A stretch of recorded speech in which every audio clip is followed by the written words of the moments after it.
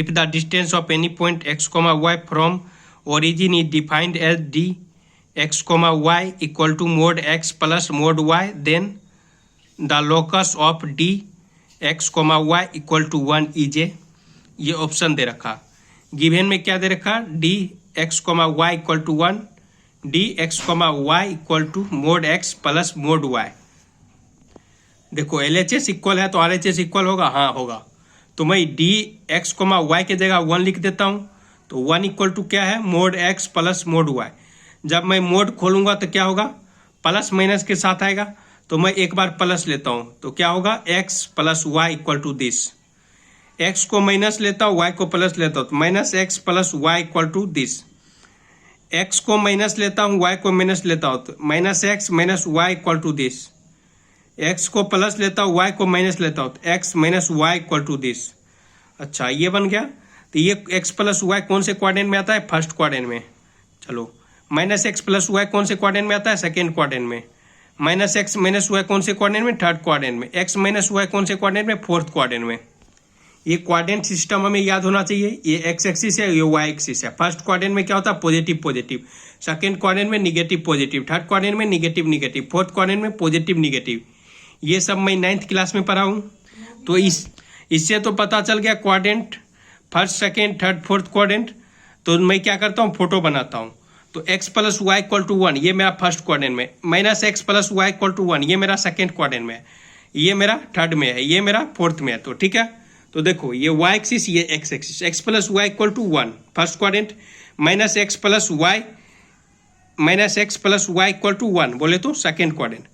x negative है, y positive. देखो x negative y negative बोले तो थर्ड क्वाड्रेंट। ये थर्ड क्वाड्रेंट का इक्वेशन है, x पॉजिटिव y निगेटिव। ये फोर्थ क्वाड्रेंट का इक्वेशन है।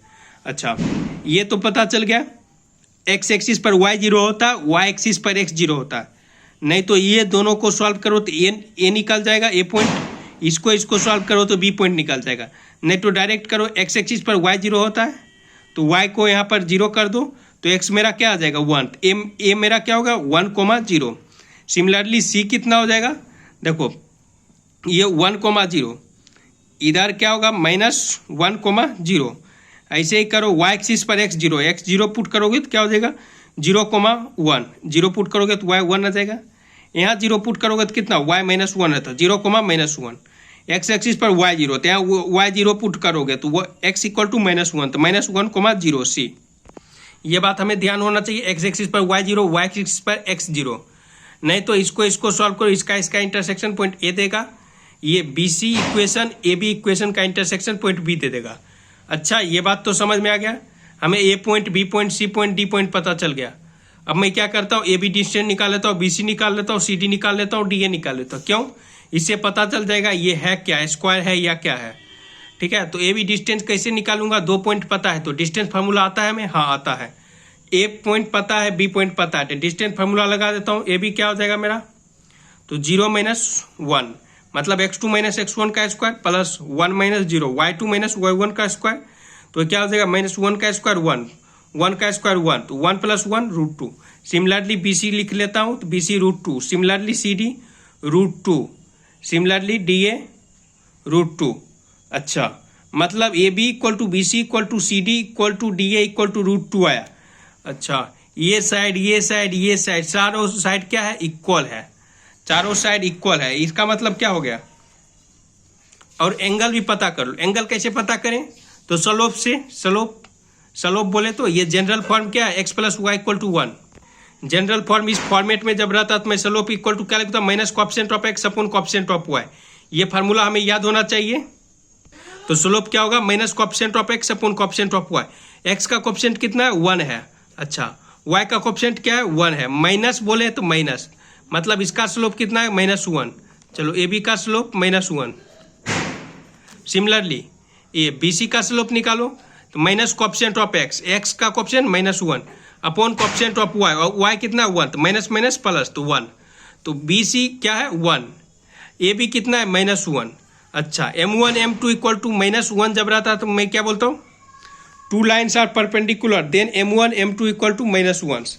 अच्छा ये कितना मल्टीप्लाई करके आ रहा है, ये दोनों स्लोप -1 आ रहा है, मतलब एंगल भी मेरा कितना है 90 डिग्री।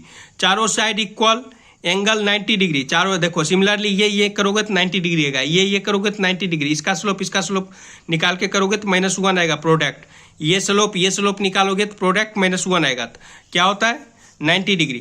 तो चारों साइड इक्वल, चारों एंगल 90 डिग्री, तो मैं क्या बोल सकता हूँ, ये स्क्वायर है। अच्छा स्क्वायर है, तो इसका एरिया क्वेश्चन वालों ने पूछा ऑप्शन में, अकॉर्डिंग टू ऑप्शन, तो एरिया क्या होगा, एरिया ऑफ स्क्वायर साइड का स्क्वायर, साइड कितना है √2 का स्क्वायर क्या होगा 2 हो जाएगा, तो 2 मेरा आंसर हो जाएगा।